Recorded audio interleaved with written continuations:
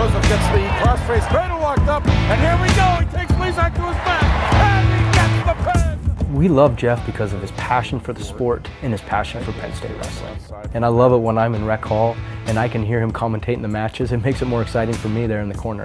Brandon Meredith trying to give Penn State a kickstart and then some. If there's anybody I probably borrowed more from, it's Myron Cope, and certainly my screaming into the mic would remind folks of Myron Cope. I had not heard of Jeff Byers' calls before I got to Penn State, but you learn pretty quick when you get here that he's well known and he's got a great talent for it. He's in on a single, he drops Stevenson with a double leg, take down Kassar at the far edge. Seconds left, oh baby, here we go. And I like that oh baby part. He throws Martinez on his back, he's got Martinez flat, he got the pin. Oh.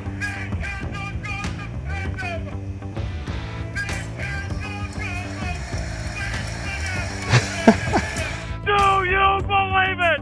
First time I heard that was, wow, I did not know this guy had that loud of a voice or sounded like that.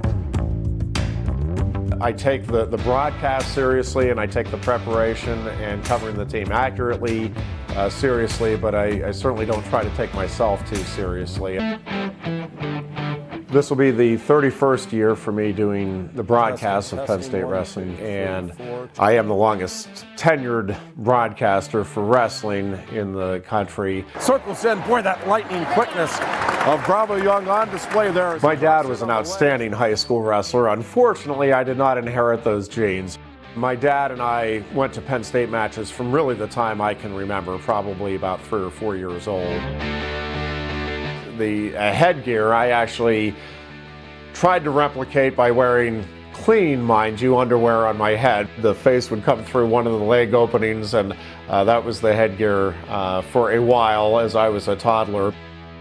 I knew sports was a passion of mine, and I had a pretty good inkling that my abilities were not going to allow me to get to the professional level in anything that I loved. I did try to walk on for Penn State football my freshman year and got cut right before the blue-white game, so that was a bummer.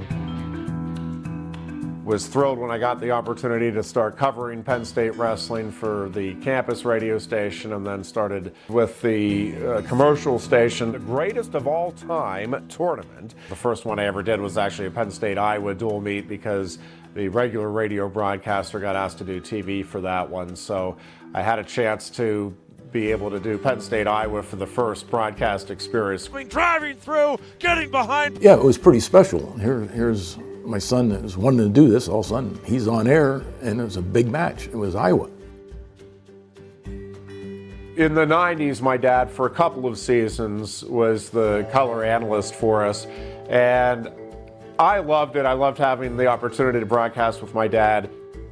I would be asking him, especially at tournaments, keep an eye on this guy when he's coming up. Well, he'd hear me broadcasting the other match, and he'd start watching it, and then we would both forget about what was happening in another result, and I'd go to him and, hey, Dad, how did that go? He's like, I don't know, we were watching this one.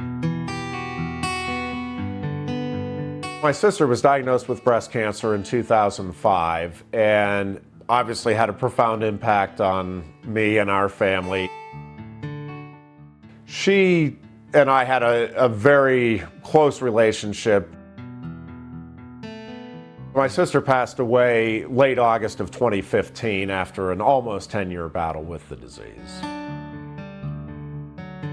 And I do think about her, obviously, every day, and I do think it changed the perspective on life and wanting to make sure you're getting the most out of it, enjoying it. She lived near Cleveland, and they surprised me the one time for an Ohio State dual meet, and I'm getting ready to do the broadcast, and I feel a tap on my shoulder, and I turn around, and there's my sister, and I think about that a lot when I'm on the away dual meets. It'd be cool to have her come up and tap me on the shoulder one more time. In the bottom position. Up on the ankles for a second. The thing about Cael coming here was I had been asked on a couple of radio shows, who do I think it might be, and I said literally it could be anybody out there in college wrestling except for obviously Cael Sanderson, John Smith, or Tom Brands.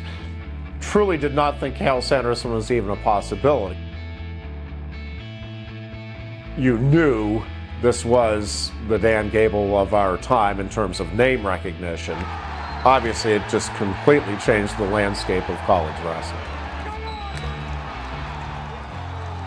I don't think there's a better example than when Bo Nickel rolls through and pins Myles Martin for his second national title and really clinching the Penn State championship. The Big Ten champion will take on the Big Ten runner-up in Myles Martin. You had a Nittany Lion versus the Buckeye for the individual title and really for the team championship as well. And now Martin is in on a beautiful shot. He takes Nickel to his back. And as I'm watching that bout unfold, you're thinking something special is going to happen here one way or another. And Nickel now rolling through.